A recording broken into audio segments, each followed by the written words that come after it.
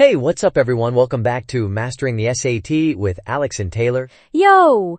So glad you're tuning in. We've got some seriously lit tips to drop today. No cap, today's episode is going to be fire. We're diving deep into SAT strategies that'll not only boost your score, but also make studying way less painful.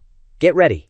Exactly. And trust me, these are the kind of gems that'll make you go, why didn't I start doing this sooner? For real. So, let's kick things off. Absolutely. Taylor, remember when we were prepping for the SAT and felt like we were drowning in practice tests?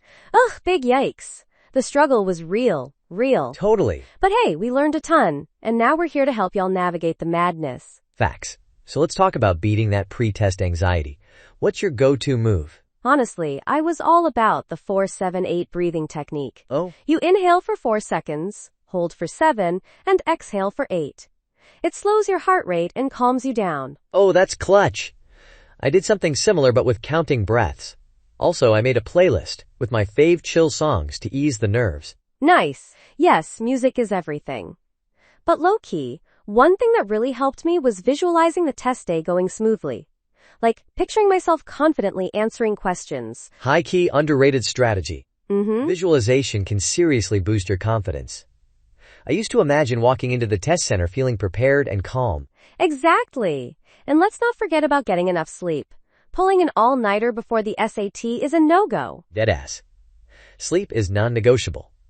Your brain needs that rest to function at 100%. Absolutely. Also, pro tip, pack your bag the night before. Admission ticket, photo ID, calculator with fresh batteries, pencils. Don't leave anything to the morning of. Big mood. The less you have to stress about in the morning, the better. So moving on, let's tackle the reading section. Any hot takes, Alex? Oh, you know it. So one thing that helped me was actively reading the passages. Annotating and summarizing each paragraph in a word or two. Wait, spill the tea on that. How does summarizing help? Well, it keeps you engaged and makes it easier to find answers later.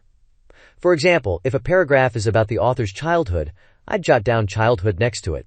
Ah, big brain move. So when a question asks about specific details, you know exactly where to look. Exactly. Plus, it helps with those inferential questions where you need to understand the overall theme or tone. That's legit. Also, when dealing with dual passages, compare and contrast as you read. Note the author's perspectives and how they agree or disagree. Facts. For instance, if passage 1 is pro-space exploration and passage 2 is skeptical, that's crucial info for the questions. And don't get bogged down by tough vocabulary. If you come across a word you don't know, look at the surrounding words for context clues. Yes, like if the sentence says, the enigmatic figure vanished into the night. Even if you don't know enigmatic, you can guess it means mysterious. Exactly. Context is your friend. All right, let's dive into the writing and language section. Any tips, Taylor? Definitely. First off, for grammar questions, trust your ear but verify with rules. If something sounds off, there's probably a grammatical reason why. Preachy. But also be careful, because sometimes what sounds right in casual speech isn't grammatically correct. True dat. For example, neither of the options are good sounds okay, but it's actually neither of the options is good because neither is singular. Oof, grammar can be tricky. Also, watch out for subject-verb agreement, especially in complex sentences. Yes, like the team of scientists is conducting research, not are conducting. The subject team is singular. And when it comes to punctuation, remember that semicolons link two independent clauses. If you can replace it with a period, the semicolon is probably correct. Exactly. For example, she loves studying, she hates testing. Both are complete sentences. Also, modifiers need to be placed next to what they're modifying. Misplaced modifiers can change the meaning of a sentence. Right, like running quickly, the finish line was in sight, is incorrect. It should be running quickly, she saw the finish line ahead. Good catch. And for style questions, clarity and conciseness are key. The shortest answer isn't always right. Okay. But it's often the best choice if it doesn't change the meaning. Yes. If an answer choice eliminates redundancy or unnecessary words, it's probably the one. So should we hop over to math? Let's get it. All right, for me, one lifesaver was understanding the underlying concepts instead of just memorizing formulas. Bet. Like, knowing why the quadratic formula works helps you remember it better. Exactly. And for linear equations, remember that y equals mx plus b is your friend. M is the slope, b is the y-intercept. High key essential. Also, When dealing with systems of equations, substitution and elimination methods are both useful. Know when to use each. Yes. For example, if one equation is already solved for y, substitution is quicker. If the variables line up nicely, elimination might be faster. And don't forget about the special right triangles like the 45-45-90 and 30-60-90 triangles. Memorize those ratios. Deadass. They'll save you so much time on geometry questions. Like, in a 45-45-90 triangle, the sides are in the ratio 1:1 to square root of 2. Also, for circle questions, remember the equation open parenthesis x minus h close parenthesis squared plus open parenthesis y minus k close parenthesis squared equals r squared. It tells you the circle's center at h, k and radius r. Clutch. And for probability, understand that it's the number of favorable outcomes over the total possible outcomes.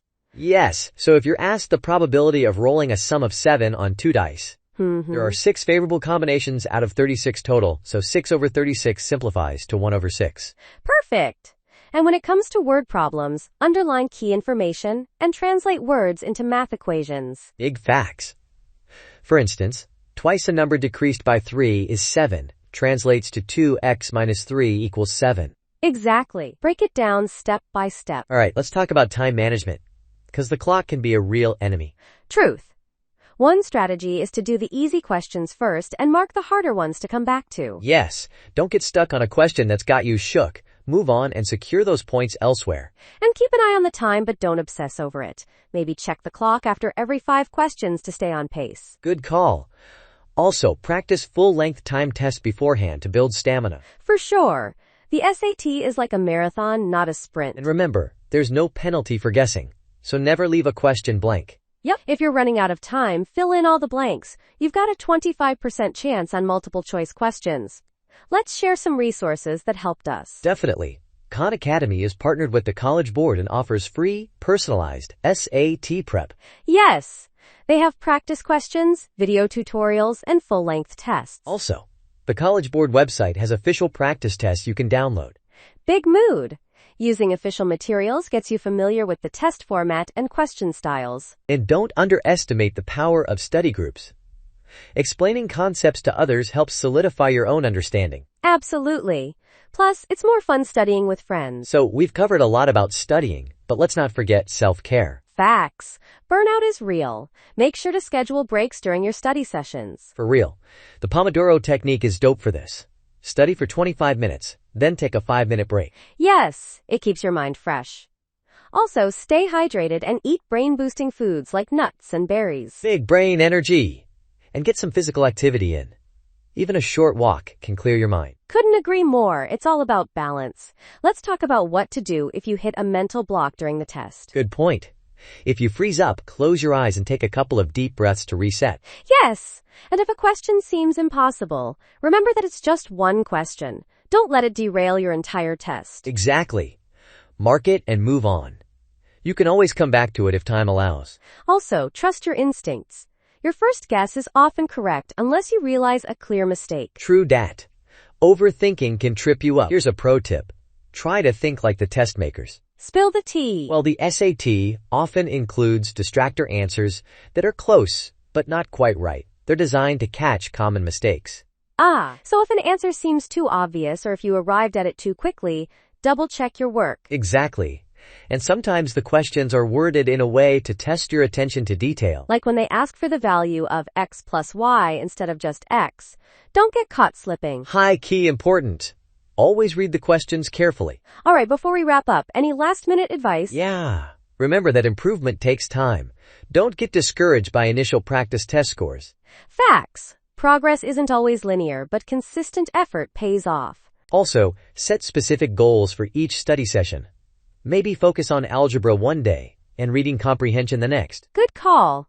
It keeps things manageable and less overwhelming. And don't compare your journey to others. Everyone progresses at their own pace. Preach! You've got your own path, so stay in your lane and keep pushing. Lastly, believe in yourself. Confidence can significantly impact your performance. Deadass! You've put in the work, so trust yourself on test day. Alright folks, that's all we've got for today. Thanks for hanging with us on Mastering the SAT. We hope these tips help you level up your test game. Hit us up with your questions or success stories. We love hearing from you. Slide into our DMs or tag us on social. Let's keep the convo going. Remember, the SAT is just one step in your journey. You've got so much ahead of you. So go out there, do your best, and keep it real. We stand a confident test taker. Good luck, and you've got this. Peace out. Peace out.